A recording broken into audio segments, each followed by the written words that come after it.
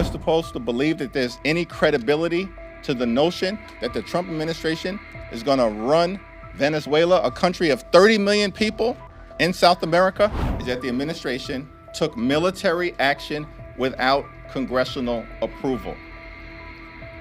It was military action, not a law enforcement action, despite what members of the administration are claiming. Donald Trump, just a few weeks ago, who pardoned the former president of Honduras, who's one of the world's leading narco traffickers. We need Greenland for national security, not for minerals. We have so many sites for minerals and oil and everything. We have more oil than any other country in the world. We need Greenland for national security. And if you take a look at Greenland, you look up and down the coast, you have Russian and Chinese ships all over the place. Help protect Maduro, this is well known. Their whole spy agency, all that were full of Cubans. I mean, it's amazing. This poor island took over Venezuela in some cases. One of the biggest problems that Venezuelans have is they have to declare independence from Cuba. They tried to basically colonize it from a security standpoint. Colombia is very sick too, run by a sick man who likes making cocaine and selling it to the United States. And he's not going to be doing it very long, let me tell you. Good afternoon, everyone. Happy New Year.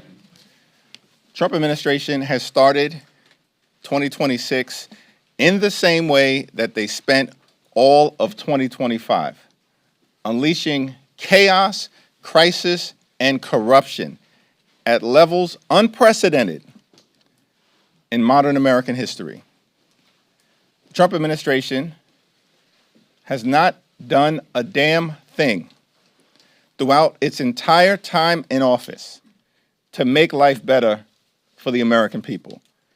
Donald Trump and the administration and the Republican extremists, they promised all of 2024, when they were on the campaign trail trying to get power, that they were going to lower costs. In fact, it was Donald Trump who said costs would go down on day one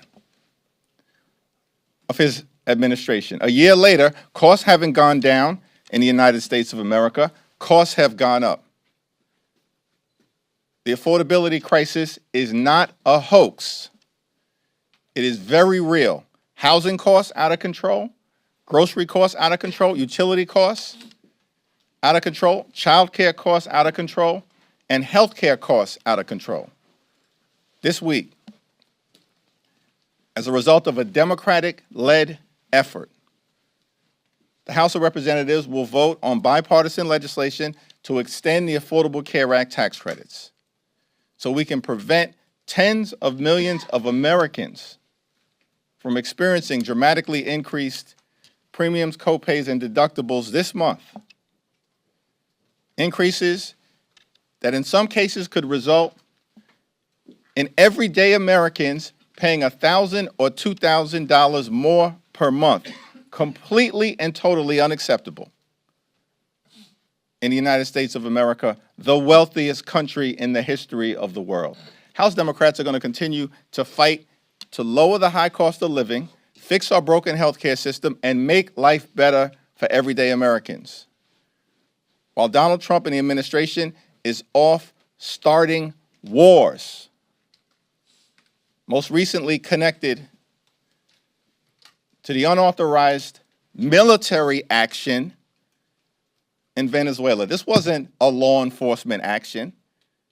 They're lying to the American people when they say that. It was an unprecedented military action. And yes, in fact, it is the case that Maduro is a bad guy, a dictator, someone who was not the legitimate head of government or head of state in Venezuela. We also know that the future of the Venezuelan people should be determined by the Venezuelan people, not by Donald Trump, Pete Hegseth, or Stephen Miller. Are you kidding me? These people don't even know how to run the United States of America. And we're supposed to believe that there's any credibility to the notion that the Trump administration is going to run Venezuela, a country of 30 million people, in South America, the American people reject the possibility of another unjustified foreign war that seems to be on the horizon because of Trump's desire to reward big oil in the United States of America, while continuing to not do a damn thing to make life better for the American people. You use the term unauthorized and unprecedented, but do you believe the administration's actions in Venezuela were illegal? And if so, what actions are Democrats prepared to take? We're going to have a conversation with the administration within the hour when the leaders of the House and Senate on a bipartisan basis are going to be briefed at the highest levels by so-called Secretary of Defense, Attorney General, as I understand it, Secretary of State, the Chairman of the Joint Chiefs of Staff, and the CIA Director. There are a lot of questions that need to be answered on behalf of the American people.